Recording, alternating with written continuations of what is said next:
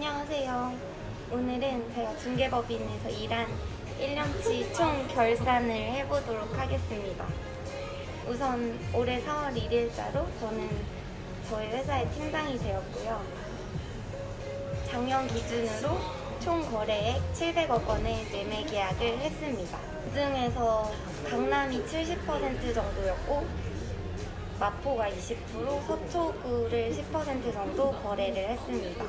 제가 지금 카페인 관계로 좀 시끄러울 수도 있습니다. 제가 거래했던 것 중에 가장 기억에 남았던 계약이랑 손님에 대해서 얘기를 한번 해볼게요.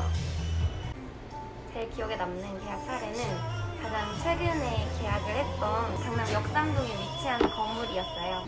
이 계약이 가장 기억에 남는 이유가 이 손님분이 제가 공인중개사 일을 시작하면서 제일 처음 컨택했던 고객분이셨어요. 그래서 일이 좀 많이 미숙할 때였는데 뭔가 제가 처음 컨택해본 분이다 보니까 되게 애정을 많이 쏟으면서 연락을 많이 드렸었거든요. 근데 이분이 이제 매매를 진행하려고 하시다가 개인적인 사정 때문에 매매를 철회를 하셨었어요. 아무래도 제일 처음 연락했던 고객분이니까 좀 더 애정이 가가지고 매매를 철회하셨는데도 막 계속 안부 연락을 드리고 뭐 코로나가 심할 때는 코로나 괜찮으시냐, 어떻게 지내시냐 그런 연락을 좀 계속 드리면서 지내왔어요. 그래서 이렇게 주기적으로 소통하면서 좀 1년 넘게 계속 연락을 유지해 왔었거든요. 제가 이렇게 1년 넘게 계속 연락을 드리고 사이를 유지하다 보니까 대표님이랑 사모님께서 저를 좀 좋게 보시고 매매를 꼭 진행하게 될 때는 저한테만 연락을 주겠다 이렇게 말씀을 해주시더라고요. 그리고 진짜로 이제 개인적인 사정을 다 해결을 하게 돼서 매매를 진행할 수 있게 되었다고 제가 진행을 해줬으면 좋겠다고 연락을 주셨어요. 그래서 저희 회사에 생각나는 손님이 있어가지고 이렇게 손님을 컨택해서 매매 계약을 체결을 했습니다. 일단 계약을 잘 체결하고 나서 제가 저를 믿고 계약을 해주셔서 감사하다 말씀을 드리니까 이렇게 1년 넘게 연락을 하고 꾸준하게 안부를 묻고 했던 사람이 이채원 씨가 유일하다 이렇게 하면서 너무 열정적으로 해줘서 매매를 하게 됐을 때 맡기고 싶었다 이렇게 얘기를 해주시더라고요. 그래서 뭔가 개인적으로 되게 뿌듯하고 행복했던 계약이었습니다. 이분은 저를 믿고 저한테만 맡겨주셔서 되게 좀 계약을 잘 진행시켜 드리고 싶더라고요. 그래서 원하시는 조건이나 이런 걸 매수인분과 잘 얘기를 해서 전부 이제 매도인분이 원하시는 대로 요구하시는 대로 좀 잘 맞춰와서 매도인분도 좀 만족을 하셨고 매수인분도 좋은 위치에 좋은 금액으로 거래를 하셨다고 되게 만족하신 계약이었습니다. 그 두 번째로 제가 기억에 남는 계약은요. 매도인과 매수인의 계약 조건을 조율하는 데만 한 달 정도 걸렸던 계약이었습니다. 매도인이 원하는 것과 매수인이 원하는 조건이 되게 상충됐었어요. 그래서 중간에서 조율을 보느라 애를 많이 썼던 계약이었습니다. 이게 주말도 없이 계속 조건을 조율 보고 그때가 아마 설날이 껴있었는데 설날에도 계속 일을 하면서 조건을 조율했던 그런 계약이었습니다. 그래서 설날에도 할머니 집도 못 갔답니다. 계약 조건을 조율하는 한 달 동안 되게 힘들고 고생도 많이 해서 좀 중간에서 포기할까도 생각을 했었는데 막상 이렇게 계약을 잘 체결하고 나니까 되게 뿌듯하더라고요. 결국은 이제 매도인분도 그렇고 매수인분도 그렇고 조건이 조율이 잘 돼서 마무리를 잘 했고요. 이제 잔금까지 잘 완료를 해서 마무리가 잘 되었습니다.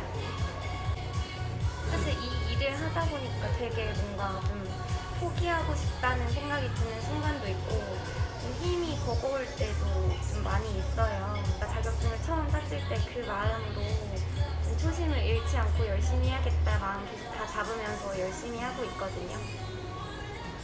그리고 제가 중개 생활을 하면서 느낀 건데 이거는 되게 신기한 거예요. 원래는 우리가 사회생활을 하면은 좀 성향이 착하고 모두에게나 잘해주는 그런 사람을 되게 선호하고 좋아하잖아요. 근데 중개 생활을 하니까 매도인들의 성향이 너무 착하기만 하면은 계약으로 성사가 잘 안 되는 경우가 많더라고요. 왜냐하면 그렇게 착하신 분들은 저에게만 착한 경우는 사실 많지 않고 모두에게나 착하시고 성향이 좋으신 분들이어서 제 얘기도 듣고 다른 분의 얘기도 듣고 또 다른 부동산의 얘기도 듣고 막 이렇게 하다 보니까 계약으로 잘 이어지지 않는 경우가 많더라고요.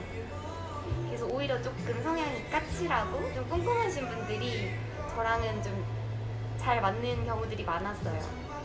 한 일화로 제가 계약했던 100억대 계약 매도인 분이 계셨는데요.